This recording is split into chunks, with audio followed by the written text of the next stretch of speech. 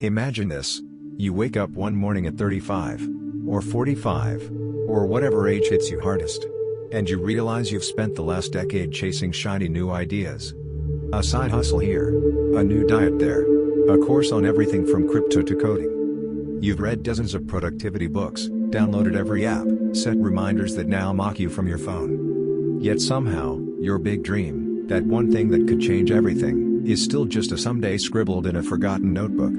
Sound familiar? That's exactly where Martin Meadows found himself years ago. Burned out, overwhelmed, full of good intentions, but zero real progress. Until he discovered something simple but brutal. Most people don't fail because they lack motivation. They fail because they lack focus, real, deep, ruthless focus on one meaningful path. In the Ultimate Focus Strategy, Martin doesn't give you another 47 productivity hacks. He hands you a battle-tested roadmap with just 4 powerful steps to do what most never do. Choose the right goal, not the trendy one. Ruthlessly eliminate distractions forever. Build unbreakable concentration like a mental muscle. Turn daily action into an automatic process. So success becomes inevitable, not optional. What if the next 5 to 10 years of your life weren't more of the same scattered grind, but a focused, deliberate march toward the version of you you've always pictured? Stick with me through this summary, and I'll walk you through every key lesson, one by one, so you can start applying the Ultimate Focus Strategy today. Because the truth is, time isn't running out. Your ability to focus on what actually matters is. Lesson 1, set the right goals first. There you sit, heart still racing a little from that opening mirror I held up, the one showing the decade slipping away in a blur of half-started dreams. You haven't closed the tab yet. You're still here. That tells me something powerful. Part of you already knows the scattered path isn't working anymore. And if you're willing to keep listening, then let's keep walking this road together. Because right now, we're stepping into the very first cornerstone of Martin Meadows' transformation: set the right goals first. This isn't fluffy inspiration. This is the brutal, liberating truth Martin discovered after years of spinning his wheels. Let's go back to him, younger Martin, maybe 25 or 26, sitting alone in a cramped apartment somewhere in Europe. The desk is chaos, sticky notes with app ideas, a crumpled gym membership card he bought in January and never used, language flashcards scattered like fallen leaves, a half-written blog post titled "How I'm Going to Change My Life."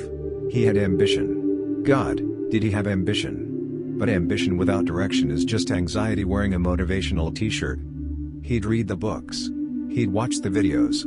He'd set goals like everyone else: get fit, start a business, learn guitar, travel more, read 50 books a year. Each one felt exciting for a week or two. Then life happened, work deadlines, fatigue, shiny new distractions, and the goals faded into the background like old notifications you swipe away. Martin looked around one day and realized something terrifying. He was investing years into activities that led nowhere meaningful. He was busy, but not progressing. He was moving, but not forward. That moment, the quiet panic of "I'm wasting my life" became his turning point. He didn't need more goals. He needed better ones. The right ones. Goals rooted so deeply in who he truly was that quitting them would feel like betraying himself.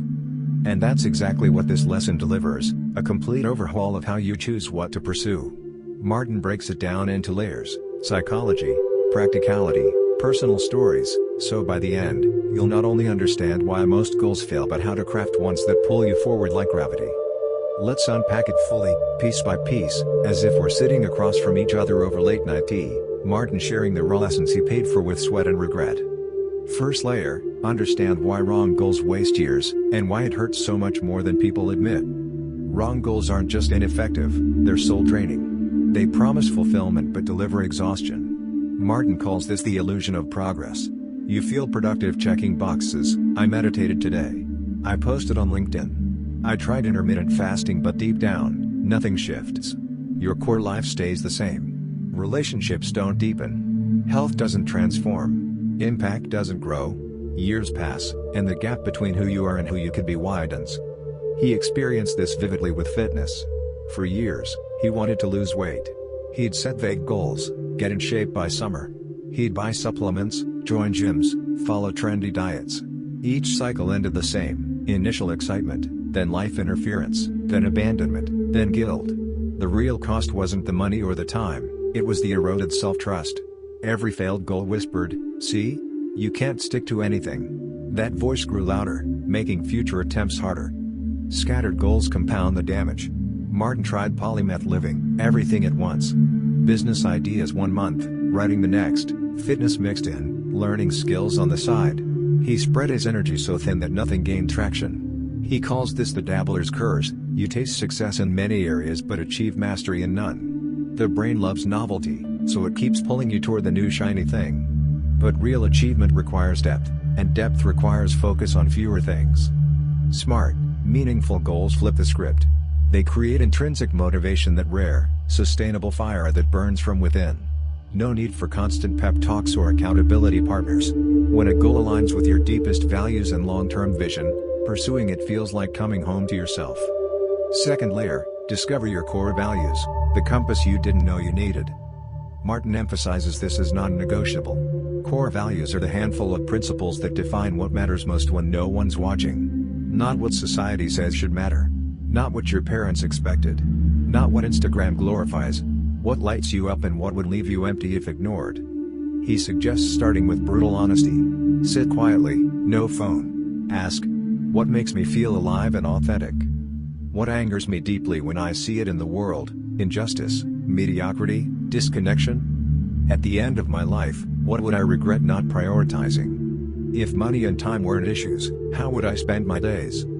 From answers, distill 3 to 7 core values. Martin's included growth, independence, contribution, helping others through writing, resilience, and vitality, physical and mental health.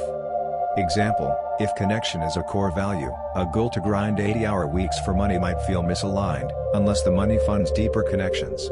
If adventure is core, a safe corporate job might suffocate you, even if it pays well. Martin shares his own value audit.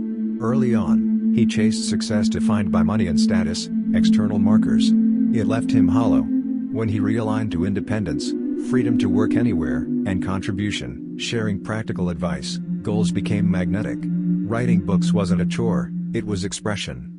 Building a business wasn't grinding, it was creating freedom. Practical exercise he recommends, the values funeral. Imagine your funeral. What do people say about you? They were always there for family. They lived boldly. They helped thousands through their words.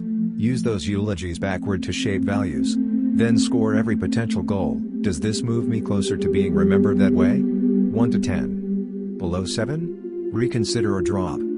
Third layer, craft a long-term vision, the North Star that makes daily choices obvious. Goals without vision are chores. Vision without goals is fantasy. Together, they're unstoppable. Martin advises creating a vivid 5-10-year picture. Not vague, be happy. Specific and sensory. Close your eyes. Imagine 2035. Where are you? Who's with you? What does your day look like? What have you built, overcome, contributed? Feel the emotions, pride, peace, excitement. Write it in present tense. I wake up in my mountain home, energized from yesterday's hike. I spend mornings writing books that help thousands build discipline. Afternoons free for family adventures. I feel strong, connected, purposeful. From this vision, derive goals.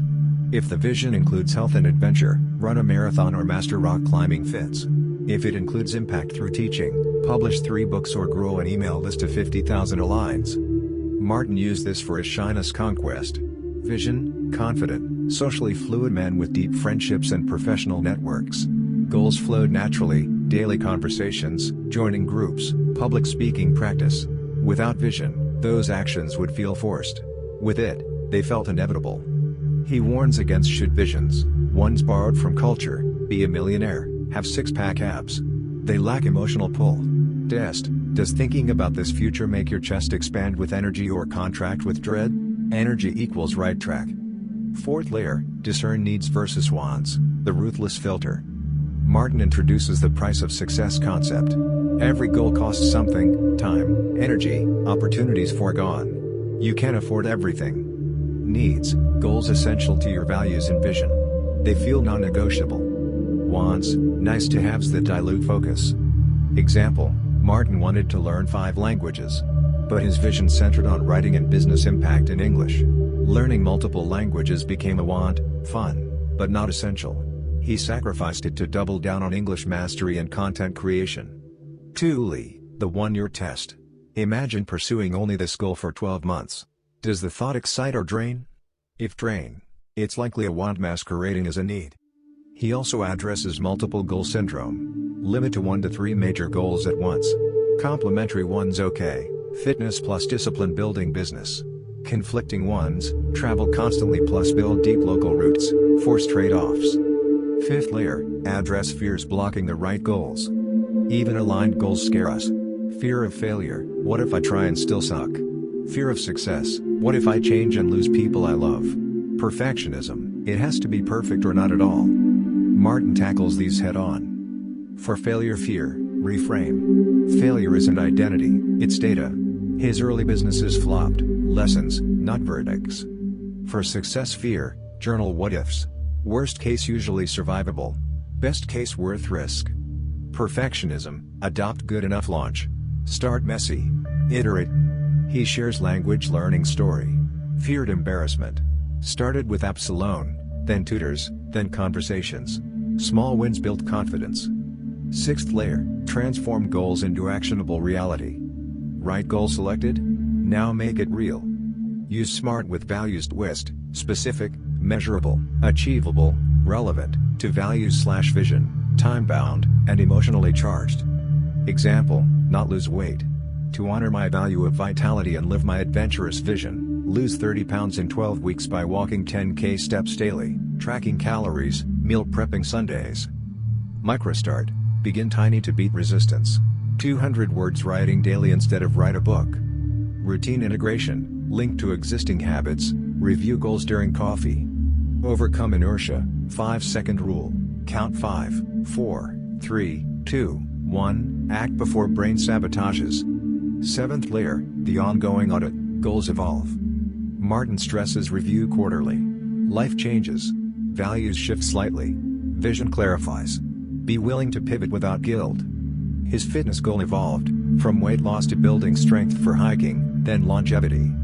8th layer, stories that prove it works. Martin's own arc: shyness daily social practice confident networker. Fitness consistent habits 30 pounds down, sustained. Business focus launches multiple bestsellers. Reader stories: he mentions emails, one chose family over side hustles, built deeper bonds and eventual business from home. Another picked writing over scattered skills, published book in a year. 9th layer, the emotional payoff. When goals align, life feels coherent. Decisions simplify: does this serve my vision? Motivation sustains. Regret fades. You look back and see progress compounding. Martin describes the shift, from I'm trying to I'm becoming. From scattered anxiety to calm certainty. 10th layer, your invitation. Pause here. Grab paper. Do the exercises. List values. Write vision. Score goals. Pick one right goal. Write why statement. Plan first micro action for tomorrow. You've just begun the transformation Martin lived. Because the years ahead, they're coming either way. Scattered, or focused. Wasted, or invested. The choice starts with setting the right goal first. And now you know how. Pause for breath. Soft music swells gently. Ready? When you're set, we'll move to the next key lesson. Make smart sacrifices, the ruthless but liberating art of saying no so you can say yes to what matters. But first, reflect. What's the one goal rising up for you right now, the one that feels like truth? Let it in. That's where your story changes. Lesson 2, make smart sacrifices. You made it through the first gate. You stared at your values, sketched that vivid long-term vision, picked the one goal, the right goal, that finally feels like it belongs to you, not to the world's expectations or yesterday's impulses. That alone is huge. Most people never get this far, they keep adding goals like apps on a phone, wondering why the battery always dies. But here's where the real test begins. Because having the right goal is like holding a map to buried treasure. It shows the direction. Yet without clearing the path, without hacking away at the vines, rocks, and false trails that block it, you'll wander forever, map in hand, never reaching the spot marked X. Martin Meadows calls this step make smart sacrifices. Not make sacrifices in some masochistic, suffer for success way. Smart ones. Deliberate, permanent ones. The kind that free up massive energy and time so your right goal can actually breathe, grow, and win. Let's return to Martin's story, picking up where we left off. He'd finally chosen his core goal: build a sustainable writing and self-publishing business that gave him independence, let him contribute real value through practical books, and aligned with his values of growth and resilience.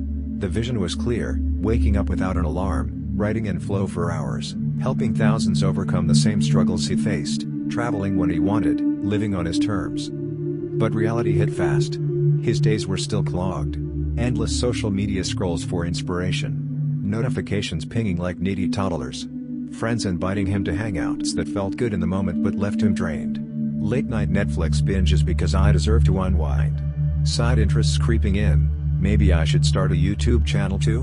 What if I learn photography on the side? Every shiny object pulled at him, diluting the one thing that could change everything. He realized the painful truth: you can't pursue your right goal while clinging to everything else. Success isn't about adding more, it's about subtracting wisely. Sacrifice isn't punishment, it's protection. Protecting your focus, your energy, your future self from the thousand little thieves that steal your life 1 minute at a time. Martin didn't invent this idea. He lived it. And in the book, he lays it out as the second pillar: make smart sacrifices to permanently eliminate distractions and non-essentials. Not temporarily. Not until motivation fades. Permanently. Because long-term focus demands a long-term pruning. So let's dive deep, layer by layer, story by story, into what this really means and how to do it without burning your life to the ground. First layer: understand the true cost of good distractions. Most people think distractions are only the obvious villains: video games, endless TikTok, gossip. But Martin points out the sneakier ones, the good things that aren't your priority. Reading random articles to stay informed. Helping friends with their projects because you're a nice person. Saying yes to every opportunity that sounds mildly interesting.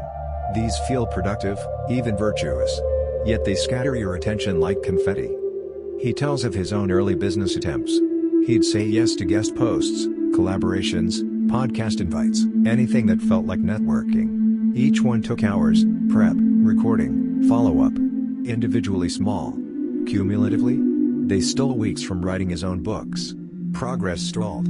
Frustration grew. He was active, but not advancing. The lesson: even good activities become bad when they compete with your right goal.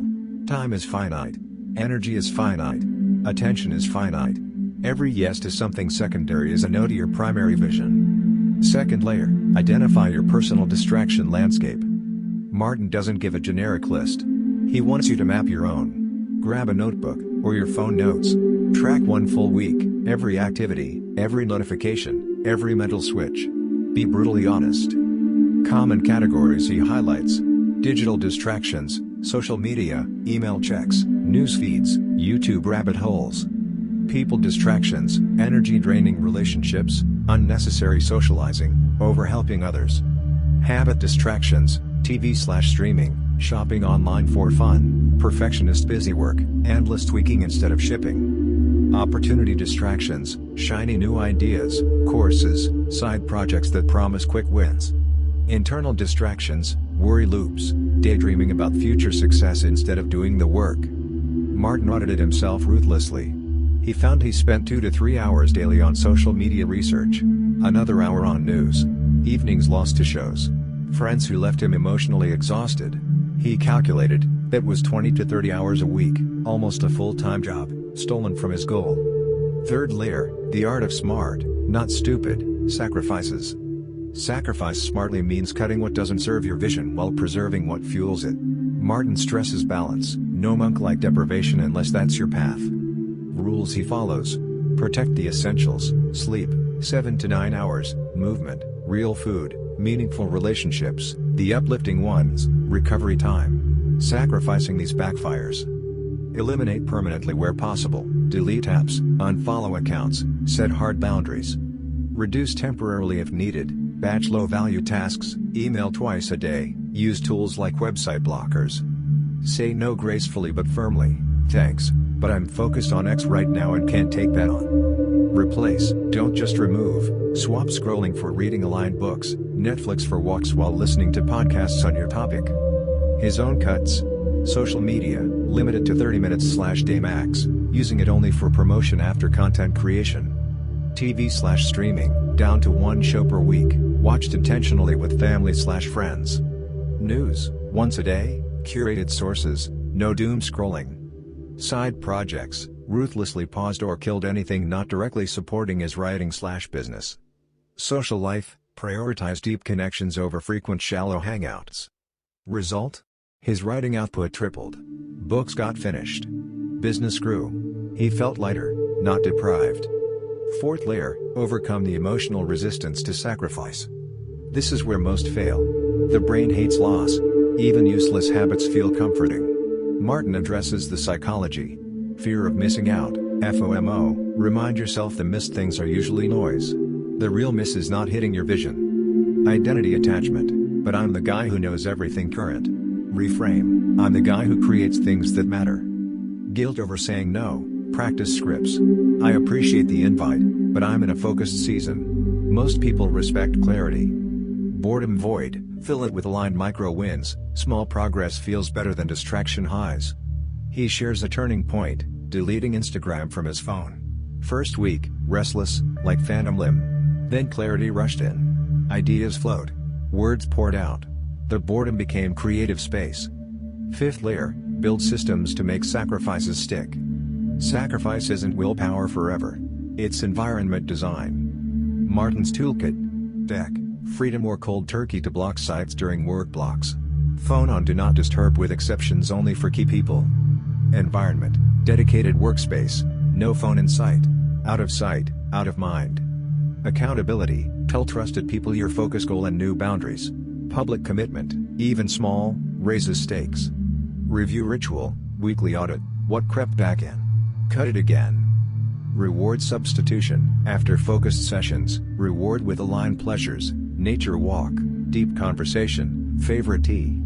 Sixth layer, the compound effect of smart sacrifices. Martin paints the long view.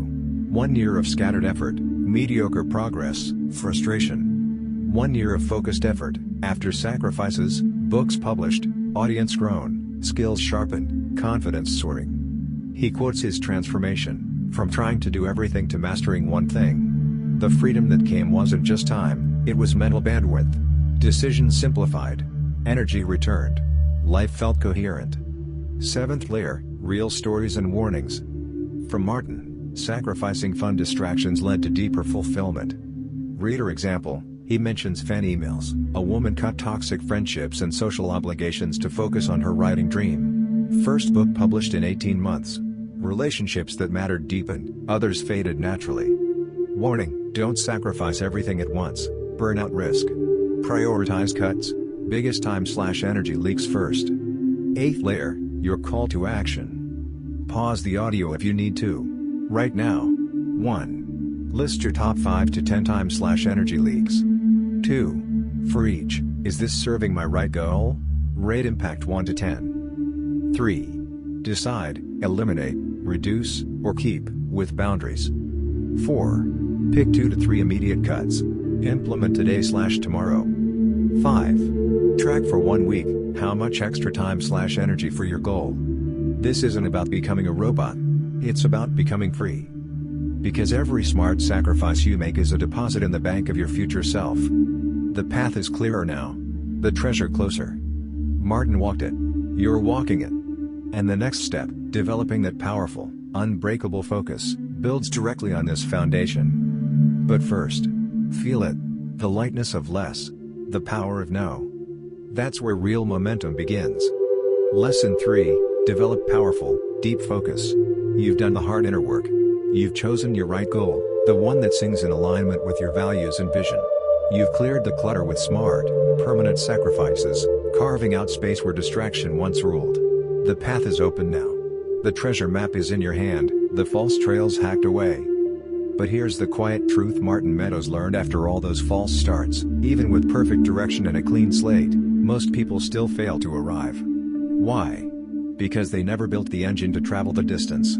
They have the map, the cleared road. But no fuel, no horsepower, no unbreakable ability to stay locked in when the miles get long and boring. That's where key lesson 3 comes in, develop powerful, deep focus. Martin doesn't mean the shallow focus mode you toggle on your phone for 20 minutes before a notification pulls you away. He means deep, sustained, Almost meditative concentration, the kind where hours disappear, work flows effortlessly, and real progress compounds day after day. He calls it treating focus like a muscle, weak at first, but trainable, strength-enable, and eventually superhuman if you commit to the right protocol. Let's pick up Martin's story right where the sacrifices left off. He had his goal locked, write and publish practical self-improvement books that help people build discipline and achieve real change. Sacrifices made, social media capped, TV slashed, side projects killed, energy vampires distanced. The calendar was clear. Mornings free. Yet, he still struggled. He'd sit down to write, get 2 good paragraphs in, then feel the itch. Check email just once. Scroll for inspiration. Mind wander to unrelated ideas. The session ended after 45 minutes of fragmented effort instead of 3 to 4 hours of flow. He realized the missing piece: focus isn't automatic, even when distractions are gone. It's a skill, a habit stack, a system. And without deliberately developing it, the best intentions and clearest goals remain dreams. In the book, Martin reveals a practical, no-fluff framework for building what he calls powerful focus, often framed as a multi-step process. He hints at 4 key elements in the overall strategy, with this one centering on concentration training. It's not about 47 hacks. It's about core principles, daily practice, and environmental mastery. Let's walk through it layer by layer, with his stories, the psychology behind it, and the exact tools he used to turn his scattered mind into a laser.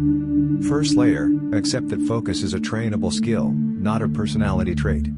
Martin starts here because most people believe I'm just not focused, or some people are born with it. Wrong. Neuroscience backs him. Attention is like a muscle in the prefrontal cortex. It fatigues with overuse but strengthens with consistent, progressive training. He nods to concepts from books like Deep Work by Cal Newport and The Power of Habit, though filtered through his pragmatic lens. His turnaround, from someone who couldn't read a page without drifting to writing entire books in focus blocks. How? By treating focus sessions like workouts, short at first, longer over time, with recovery and progression. Mindset shift: focus isn't something I have or don't have. It's something I build every day. Second layer: design your environment for single-tasking dominance.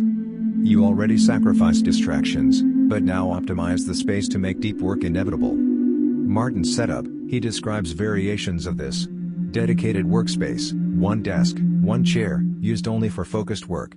No bed, no couch overlap. Tech minimalism: phone in another room or airplane mode. Computer with only necessary tabs/apps open. He used full-screen writing tools like Focuswriter or YaWriter. Visual cues: a physical timer, like a Pomodoro clock or hourglass, on the desk. A focus ritual object, a small stone or candle he lights to signal deep work mode. Noise control: noise-canceling headphones with white noise, rain sounds, or silence. No music with lyrics during creative work. Pre-session prep: clear desk, water ready, bathroom break done. Remove all decision friction. He experimented. When he moved his laptop to a cafe or couch, focus dropped 50%. In his optimized corner, sessions stretch naturally from 25 minutes to 90 plus. Third layer: master the core focus training protocol, progressive deep work blocks. Martin advocates a structured progression, similar to weight training. 1. Start small and build duration. Begin with 25 to 50-minute focus sessions, Pomodoro style, but without forced breaks if in flow. Use a timer. When it rings, take 5 minutes to stand, stretch, hydrate. Gradually add 5 to 10 minutes per week as capacity grows. 2. Single task ruthlessly, 1 activity only. No multitasking light, email while writing. He shares, writing plus research in separate blocks. Never both at once. 3. Use focus anchors: when mind wanders, it will, gently noted without judgment, return to task. Technique: label thoughts, planning, worry, and refocus. He borrowed from mindfulness but kept it secular and practical. 4. Schedule deep work during peak energy, for most, mornings. Martin blocked 8 a.m.-12 p.m. for writing, no meetings, no errands.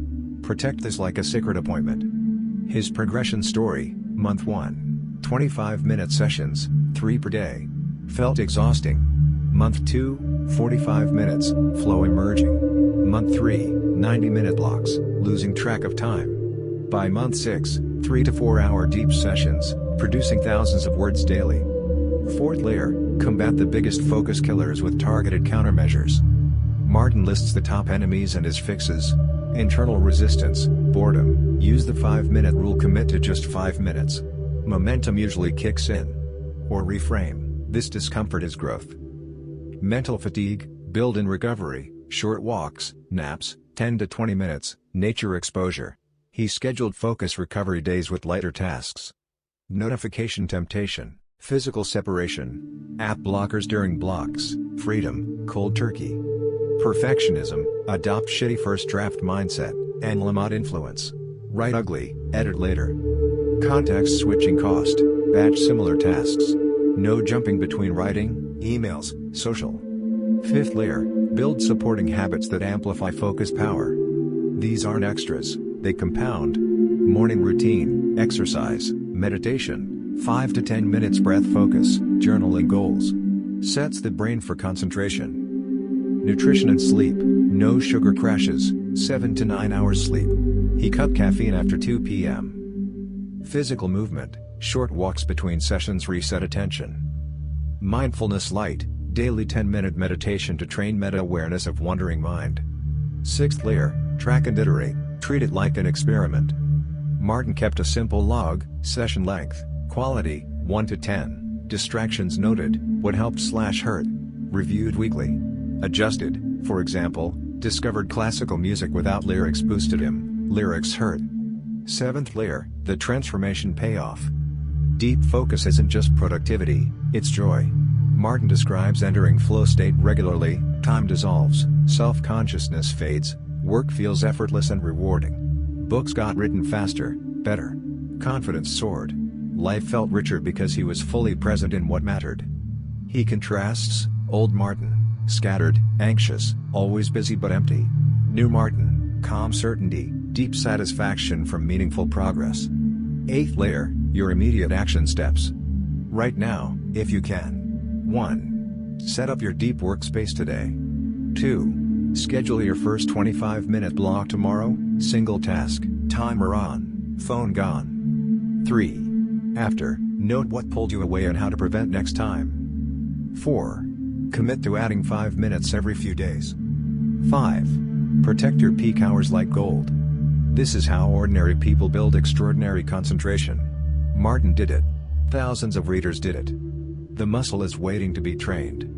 And once it's strong, the next lesson, sticking to the process long term, becomes almost automatic. But first, sit with this.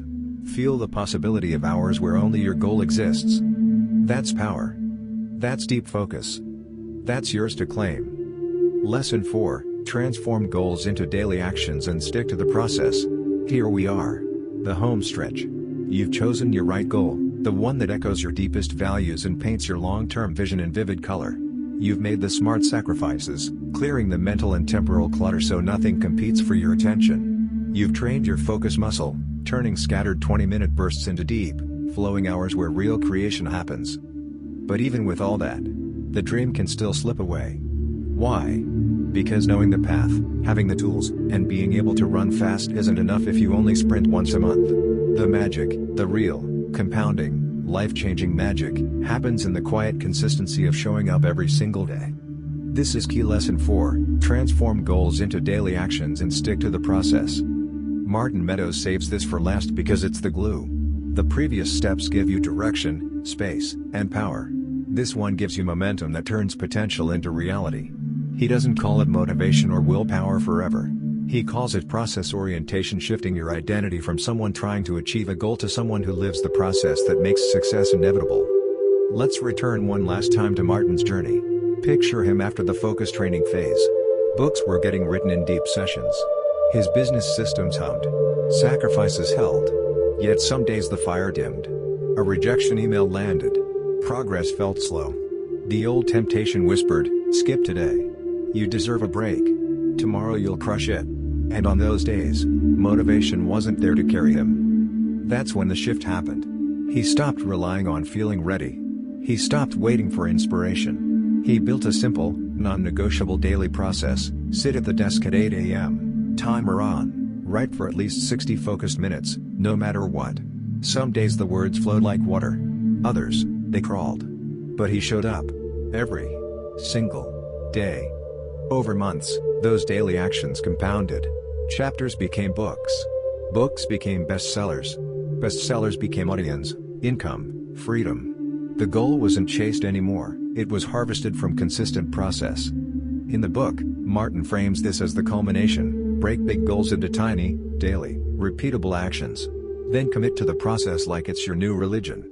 Because motivation comes and goes like weather. Process is the climate you control. Let's unpack it deeply, layer by layer, with his stories, psychology, and exact tactics, so you can install this in your life starting tomorrow. First layer: why process beats motivation every time. Martin draws from behavioral science, echoing ideas from Atomic Habits and the Power of Habit. Motivation is emotion-based and fickle. Process is habit-based and reliable. When you tie success to showing up rather than feeling great, you remove the biggest failure point: waiting to feel like it. His example: early fitness goal. Motivation said go to gym when pumped. Result: sporadic workouts. Process shift: walk 10,000 steps daily, tracked on phone, no exceptions. Result: 30 pounds down. Habit ingrained, body transformed even on low energy days. Key mindset: I don't wait to feel motivated. I act, and motivation follows action. He quotes his own rule: discipline is choosing between what you want now and what you want most. Second layer: break the goal into daily micro-actions. The smaller, the better. Big goals intimidate. Daily actions liberate.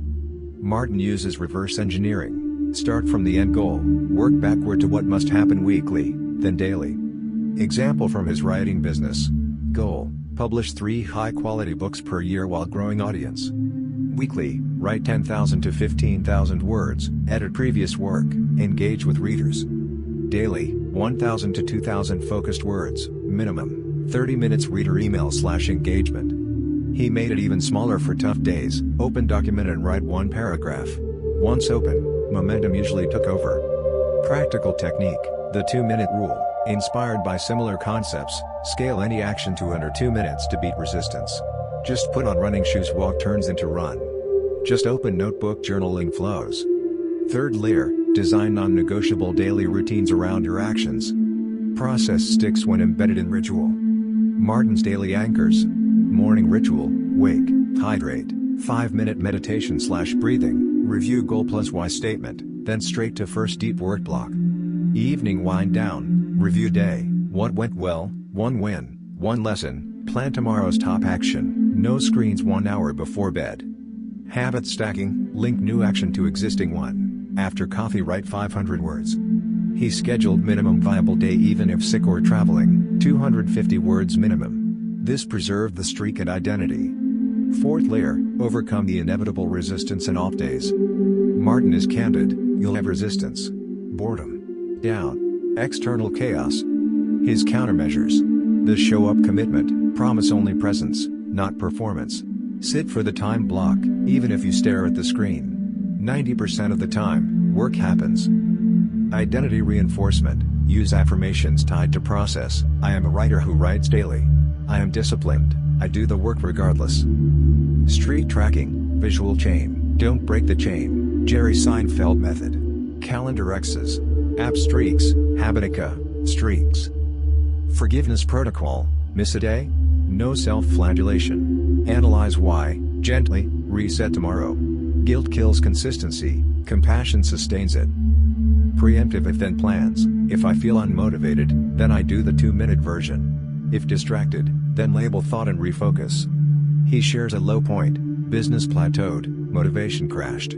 He stuck to minimum writing. 3 months later, breakthrough book idea emerged from the consistency. Fifth layer: measure process, not just outcomes.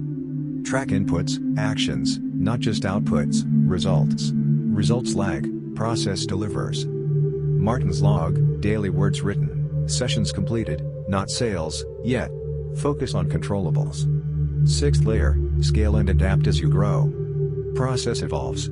Start rigid, then flexible. Early, strict 1,000 words daily. Later, adjust for life seasons, travel days lighter, but never 0. Seventh layer: the profound shift, success becomes inevitable. When process is king, identity changes, from aspiring to being. Compound effect, small daily wins snowball. Resilience builds, external wins/losses matter less. Fulfillment deepens, joy in the doing, not just the having. Martin reflects, the day he realized he no longer tried to be disciplined, he simply was, marked true freedom. Goals achieved not by force, but by gravity of habit. 8th layer, your launch plan, make it real today. 1. Pick your core daily actions for the right goal, for example, 500 words, 30-minute workout, outreach calls. 2. Set minimum viable version for tough days. 3. Anchor it to existing habit/time. 4. Track it visibly starting tomorrow. 5. Review weekly, what's working. Tweak. 6. Affirm, I stick to the process. Success follows. This is the final piece. The bridge from intention to inevitability. Martin walked it, from scattered dreamer to focused achiever. Now it's your turn. The years ahead aren't promised. But if you transform your goal into daily action, and stick to the process, they become yours. Unstoppable. Thank you for walking this summary journey with me. You've got the full ultimate focus strategy now: right goals, smart sacrifices, powerful focus, unbreakable process. Apply one layer today, then another tomorrow. Watch what happens. Lesson 5, overcome common obstacles to get started and stay committed. You've traveled far with me through this summary. You've selected your right goal, one that resonates with your core values and long-term vision. You've made the smart sacrifices, pruning away the distractions that once stole your days. You've trained your focus into a powerful, deep muscle capable of hours of unbroken flow. You've transformed that goal into daily actions and built a process you can stick to, rain or shine, motivation or not. Yet even with all this foundation in place, the path isn't always smooth. Life throws curveballs. Your mind throws up walls. Old habits whisper temptations. Doubt creeps in like fog. Martin Meadows knows this intimately, he lived it. After all his progress, there were still mornings when the bed felt magnetic, days when a single setback made the whole goal feel pointless, weeks when fear of what success might demand held him back. This is why the book doesn't end with the process. It ends with key lesson 5, overcome common obstacles to get started and stay committed. Martin dedicates space here because no strategy is complete without addressing the human element, the fears, the procrastination, the plateaus, the balancing acts that derail even the best laid plans. This lesson isn't an afterthought, it's the safeguard that turns potential success into inevitable achievement. He equips you with targeted tools for the most common roadblocks, drawn from his own battles and those of his readers. Let's walk through the major obstacles he covers, layer by layer, his stories, the psychology, and the exact countermeasures, so you can recognize them when they appear and disarm them before they stop you. First obstacle, the paralysis of getting started, procrastination, inertia, and the perfect moment myth. Martin calls this the biggest killer of dreams. You have the goal, the process. But the first step feels impossible. Why? The brain perceives starting as high risk, potential failure, discomfort, uncertainty. His story, after deciding to write seriously, he'd stare at the blank page for hours, waiting for inspiration. Nothing came. Then he reframed, starting isn't about brilliance, it's about motion. Solutions he offers. The 2-minute or 5-minute rule. Commit only to the tiniest version, open the document, put on workout clothes, lace shoes. Once started, momentum overrides resistance 90% of the time. Implementation intentions, if-then plans, pre-decide triggers. If it's 8 a.m., then I sit at the desk with timer on. Removes decision fatigue. Environment priming, set up the night before, notebook open, clothes laid out, so starting requires zero effort. Embrace messy starts, accept ugly first efforts. He quotes, "A bad start is better than no start. Perfectionism dies when you allow imperfection." He shares how forcing just 100 words daily snowballed into full chapters. The key, lower the bar so low that skipping feels ridiculous. Second obstacle, fear, of failure, of success, of change. Fear of failure, what if I try and still fail? I'll prove I'm incapable. Fear of success, what if I succeed and life changes? More responsibility, envy from others, loss of identity. Martin faced both. Early business failures crushed him. Later, as writing gained traction, he subconsciously sabotaged because success meant vulnerability, putting work out for judgment. Tools to overcome. Worst/best/realistic scenario journaling. Write the 3 outcomes. Worst is rarely catastrophic. Best is worth it. Realistic is achievable. Reframe failure as data. Failure isn't feedback on my worth, it's feedback on my approach. His flops taught what worked. Desensitize through small risks. Start with low-stakes actions. Share a draft with one friend. Post anonymously, to build tolerance. Visualize the regret of inaction. Imagine 10 years from now, still stuck. Pain of regret often outweighs fear of trying. Third obstacle. Balancing multiple goals or life demands. You have one main goal, but family, job, health, other interests pull. Trying to juggle leads to mediocrity everywhere. Martin's advice: ruthless prioritization. One major goal at a time, or complementary ones. Use the opportunity cost lens. Every hour on secondary is an hour stolen from primary. Practical fixes. Time blocking with guardrails. Calendar your main process first, non-negotiable. Fill rest around it.